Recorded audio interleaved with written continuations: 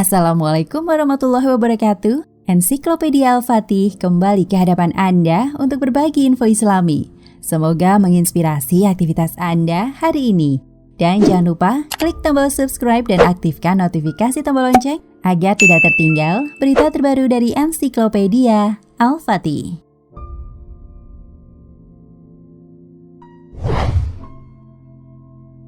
Sejak mengalami sakaratul maut, manusia terbagi menjadi dua golongan.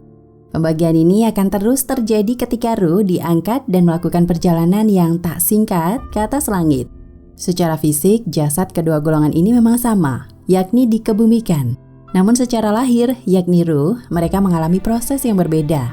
Seorang yang beriman saat menghadapi sakaratul maut akan bertemu dengan para malaikat dari langit yang wajahnya begitu indah, putih bersinar terang laksana mentari pagi.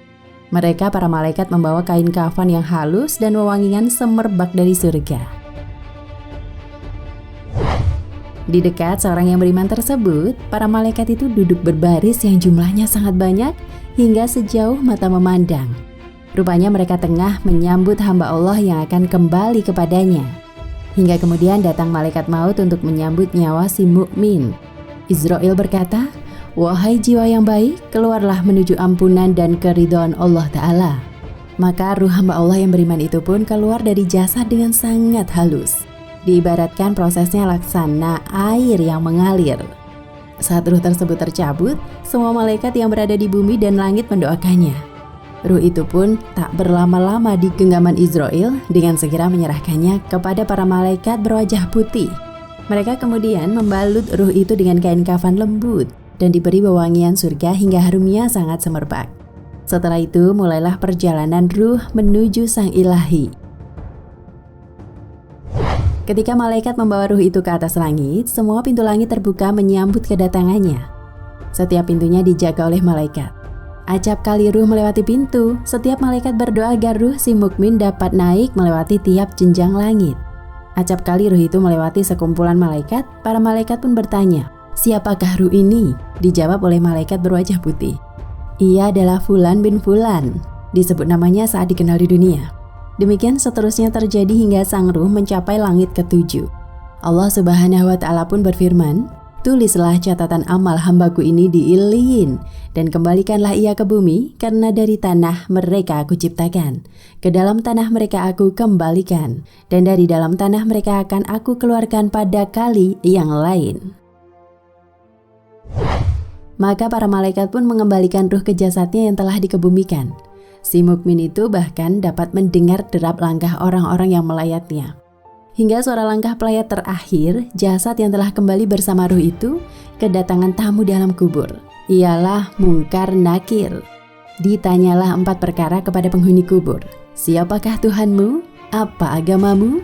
Siapa Rasulmu? Dan apa amalanmu? Inilah ujian akhir yang dihadapi manusia. Seorang mukmin tentu mampu menjawabnya dengan mudah. Selepas itu terdengarlah suara dari langit. "Hambaku telah benar, maka bentangkanlah pertama ini surga untuknya. Berilah ia pakaian dari surga dan bukakan sebuah pintu surga untuknya." Sang mayat mukmin itu pun kemudian merasakan harumnya surga yang begitu semerbak mewangi. Kuburannya pula dilapangkan hingga luasnya sejauh mata memandang. Tak hanya itu, si mukmin pula didatangi seseorang yang wajahnya sangat indah dan wangi aromanya. Seseorang itu berkata, "Bergembiralah, ini adalah hari yang pernah dijanjikan kepadamu," ujarnya. Si mukmin begitu kaget dan seraya bertanya, "Siapakah engkau? Wajahmu benar-benar membawa kebaikan." Seorang itu lantas menjawab, "Aku adalah amal salehmu. Sungguh aku mengenalmu sebagai seorang yang selalu bersegera di dalam ketaatan kepada Allah dan enggan bermaksiat kepadanya. Semoga Allah membalasnya dengan kebaikan." Itu kisah mukminin. Lalu bagaimana dengan orang-orang kafir? Maka kisah mengerikan terjadi sejak ruh para pembangkang syariat Allah itu dilepas dari tubuhnya. Didatangkan padanya malaikat yang wajahnya sangat gelap lagi keras. Kain kafan yang sangat kasar dibawa mereka dari neraka. Para malaikat itu kemudian duduk berbaris sejauh mata memandang di sisi si kafir yang tengah sakaratul maut. Hingga ketika Izrail datang, ia mengeluarkan ruh si kafir dengan kasar. Laksana menarik besi bercabang dari wol yang basah. Ruh itu ditarik hingga mencabik-cabik uratnya. Ketika ruh itu telah lepas dari jasad, seluruh malaikat di langit dan bumi melaknatnya. Malaikat berwajah hitam segera membungkus ruhnya dengan kain yang amat kasar dan baunya tak sedap. Aroma ruh itu pun lebih menyengat daripada bangkai paling bau sekalipun. Saat dibawa ke langit, semua pintu langit tertutup dan enggan membuka. Setiap malaikat penjaga pintu langit berdoa agar ruh si kafir tidak dapat naik menemui Rabb al-Alamin. Rasulullah bersabda saat mengisahkannya, tidak dibukakan untuk mereka pintu-pintu langit dan mereka tidak akan masuk ke dalam syurga sampai unta bisa masuk ke lubang jarum. Quran Surat Al-A'raf ayat 40. Pintu langit enggan membuka, malaikat pun enggan mengantar. Maka ruh itu pun menjadi seonggok yang terlupakan. Allah pun berfirman kepadanya, tulislah catatan amalnya di sijil bumi terbawah. Adapun ruhnya, lemparkan begitu saja. Maka malaikat pun melepas ruh orang kafir itu ke bumi, melemparnya begitu saja. Hingga kemudian ruh itu terluntar-luntar sebelum akhirnya dapat kembali ke jasadnya di alam kubur. Saat itulah ia didatangi malaikat dan ditanya 4 perkara sebagai ujian akhir. Haha, saya tidak tahu. Demikian jawabnya untuk setiap pertanyaan. Lalu terdengarlah suara dari langit, telah berdusta dia, bentangkanlah hamparan dari neraka dan bukakanlah baginya sebuah pintu neraka. Segera terasalah hawa panas neraka, kemudian kubur menjadi sangat sempit, hingga jasad si kafir harus tertekuk-tekuk dan remuk tulang-tulangnya. Tak lama kemudian datang sesosok yang amat sangat jelek wajahnya dan baunya teramat busuk. Ia berkata kepada si kafir, berbahagialah dengan keburukan ini.